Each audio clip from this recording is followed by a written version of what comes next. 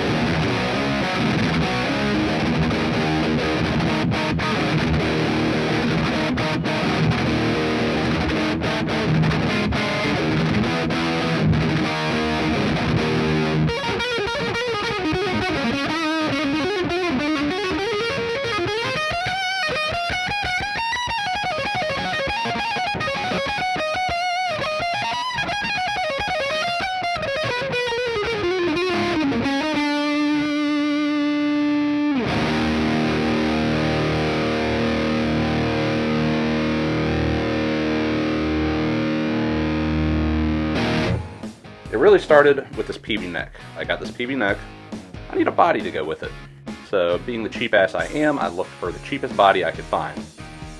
and I saw this one. I believe it was an auction, and I got it for 15 bucks plus a couple more shipped to my door. When I got it, the only thing that was routed on it was the humbucker slot and the back, which I don't really have a cover for. And it's also unfinished. And I got it and I said, I'm going to do a swirl finish on this. I really wanted to try a swirl. As you can see, that hasn't happened, and it's just raw wood that my sweat has become part of at this point. So I married this neck and this body together.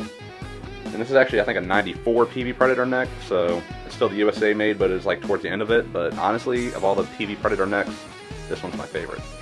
But it's got some quirks to it, just the neck alone.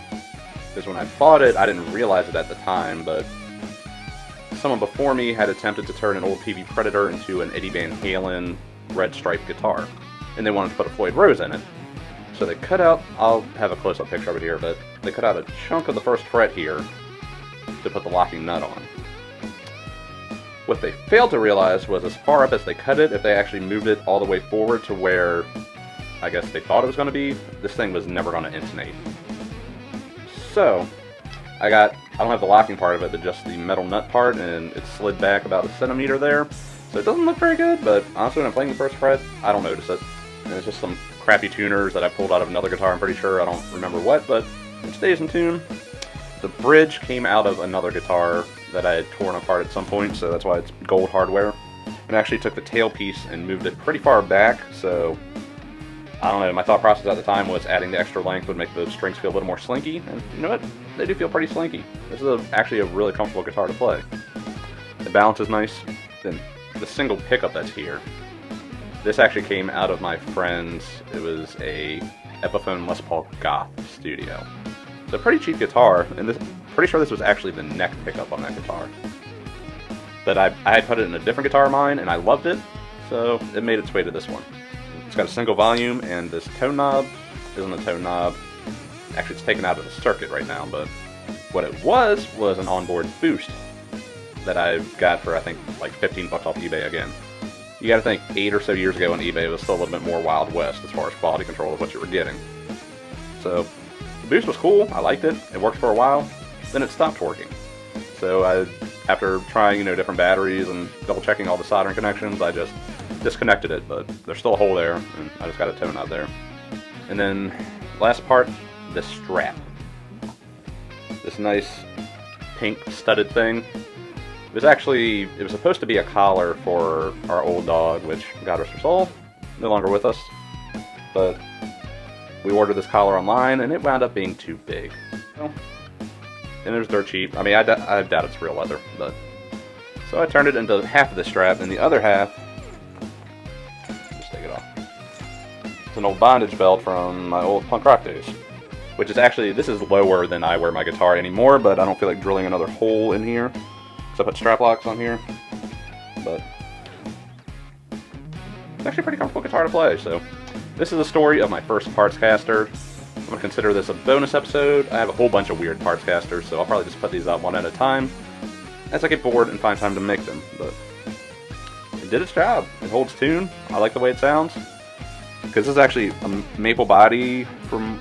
I'm pretty sure it's a maple body. It's a really soft maple too, but combined with the maple neck, it's got a real like bright, snappy type of tone to it. It's not the most sustained, but enough distortion that doesn't matter. Sounds you're hearing is an Orange Terror stamp, but I have the preamp out of that going to a more radar for an impulse response, and then I have a Boss DS1 kind of pushing the front of it. The story of this first Partscaster. You know what? I really haven't named it, so what do you think I should name this one? I might put it back into rotation a little more. Because actually, this was the first Partscaster I put together, but then for a while I stole the neck for a different project and it just sat there. Then I eventually got another neck for that other project because I really liked the combination of these two. So, anyways, thanks for tuning in. Make sure you hit that subscribe button. I'm going to have some more weird-ass Partscasters coming your way, so stay safe out there, everyone. Cheers.